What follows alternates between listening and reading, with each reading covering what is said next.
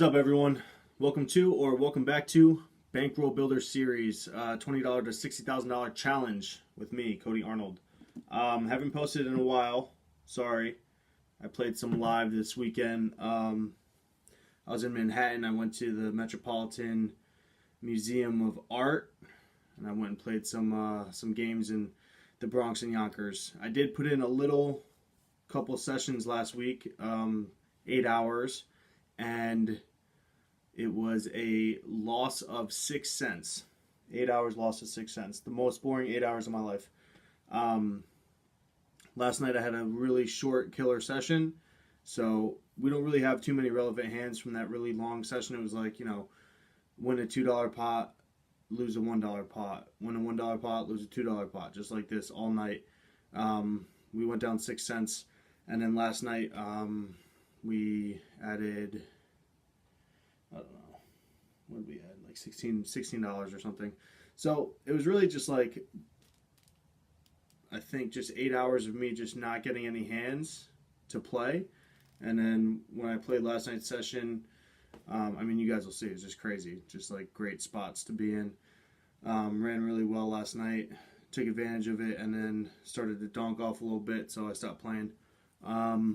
So it's going to be a short video. It's only a few hands from last night's session. In total, I think we added 11 and a half hours total play, including that 8 hour, crazy long session. So we'll just go over the few hands from last night that added significant money to the bankroll. And that'll be that. And then I can start playing again and post up another video. But we're over $200 now. So we're at 207.50. Here, I'll show you the thing. I don't know if it's reverse on here or not. 207.50. So it's a little tracker. We'll go through some hands. Coming up. First relevant hand, we have Ace Queen. We open 4X. We get a call behind in the cutoff, and small blind repops to 70 cents, so we're going to call. Get a caller behind, so got a pot of $2.05. So we flop a queen. A little wary here of overpairs with that repop out of position. Certainly could have kings or aces here. More likely kings if he does have an overpair. But we have top pair, top kicker, so we call, and pretty great turn for us. And he just shoves. So if he does have an overpair, well, he had sixes, so it's kind of strange for him to do that. But big pot for us, so that was pretty cool. Next relevant hand, we have kings here. Small blind made it 20 cents, so he 4x'd. It comes back to us. We make it 80 cents. And now in these spots, like early position spots, I folded kings pre-flop a lot of times in my life, and I know we're playing 2 cent, 5 cent, but I do treat it like every other situation. So I decided to just flat that repop there because, I'm definitely exposing my hand if I come over the top there. If he does have like queens or jacks, he's definitely going to lay it down. Well, at least I would expect him to lay it down. The only thing I would get called by on a 5-bet there, I think, is aces. And so I decided to just call. It goes check, check on the flop. 10 comes out. Now 10s could definitely be in his range. He could have pocket 10s, but I do definitely like the check on the flop. So I'm kind of discounting aces now. I'm thinking maybe he has ace king or ace queen suited, jacks or queens. He could have 10s, right? So obviously I've also represented great strength in the way I've played this hand. So he's got to be putting me on an overpair to this board. So this is where the leveling starts. So, okay, he doesn't have aces and he doesn't have 10s. That check back right there gives us all we need to know. He has ace, king, ace, queen, queens, or jacks. So we're going to go for max value here, hoping he has queens or jacks, which he does. He has queens, and we take it down. Now, if he had aces, it would have played out differently, and we might have figured it out, but who knows. Another good spot, we have ace, king. We raised 4x under the gun. The button shoves all in for 126, gets a call and a raise behind. Small blind has like $5. The player 4 was the original raiser. So we're looking to just go ahead and get in with our ace king here. So 4 tanks a little bit.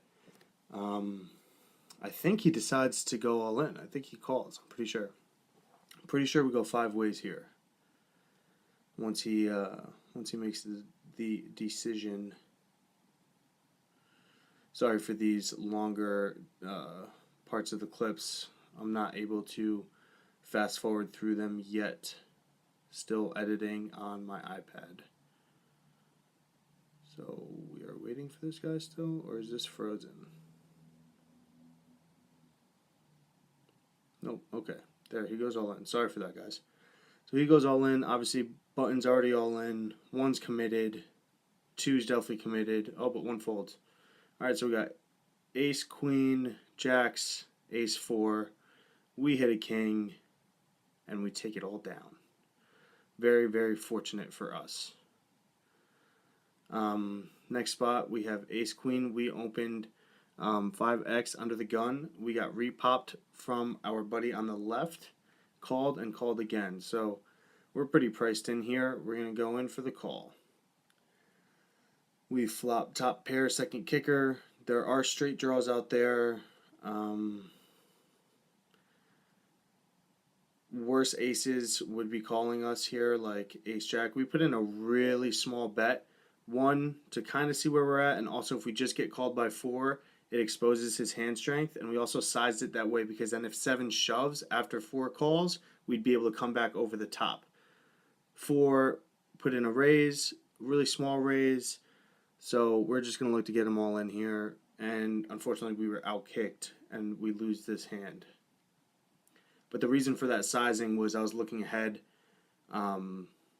If he would have just called behind, it would have exposed his strength. The other guy definitely would have just went all in, I would assume. And then that opens up betting again for us. And then we could then make a move on the guy that just flatted behind. So just thinking about things like that, sometimes you got to look ahead in spots like that. Like always be aware of bet sizing and people's stack sizes and what they might do, and then what you'll do off of that. So here we have 8-6 of hearts, and we raise it up in position. We make it 40 cents to go. Now, under the gun made it 2x and got flatted from under the gun +1. And this is going to be our customer, player 8. He's going to come along for the call. So we have a gut shot, 2 middling cards, and we've only played really good hands at this table. So we're just hoping our image is going to allow us to take this down. So we put in a c-bet here, about third pot. We get a call. Ace comes out. If he did have a king and he's wary, the ace is a really good card for us. Good bluff card for us. Obviously, if he was floating with an ace in his hand, this is not a good card for us. But we're going to go ahead and put in a bit larger of a bet here. Kind of tell this guy we have ace king or maybe ace 4, ace 5. We're definitely repping a very strong hand here with our bet sizing. And unfortunately, we will get called. He is a non-believer, and I mean rightfully so. He had a pretty strong hand. He had king jack, and he's going to go ahead and make the call. And we lose this one, and we call it a night. Okay, guys, so we are at 207 now. We're over the $200 mark. We have about $93 more to go before we can move up to 5 cent, 10 cent, $10 buy-in. And we've been at it, what's today's date? Today's the 25th. I think we started on the 29th of September. So almost a month now. And I'm really hoping to move up. I mean, it would be great if we can move up a level per month. I realize that we're pretty short of that right now. However, we did start, I mean, if you think about it, we started with 4 buy-ins and we had to build to 60.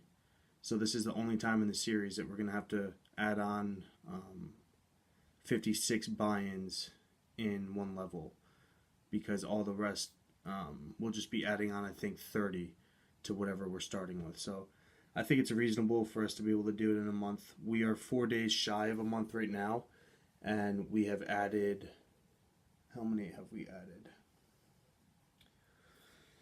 We got we have 207, right? So we've added 40 and a half buy-ins in less than a month. So moving forward, I think we'll only have to add 30 buy-ins a month. Obviously, competition will get harder as we move up. Players will get better. I mean, you would think, but sometimes these guys play even worse at the higher level. So, but that's it, guys. So we're up to 207, like I said. We're going to keep playing, try to get to 300. Hopefully by the end of the month, I got to put in a few long sessions if I want to get it done by the end of the month. I think I have 6 days to do it.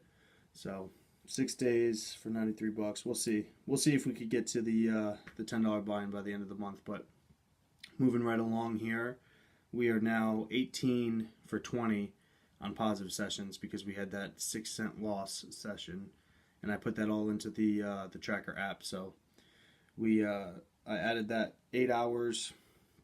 So our average BBs went down, I think, by 6 an hour. So we're now at 54 BBs an hour after these sessions got inputted, down from 60. And that's it, guys.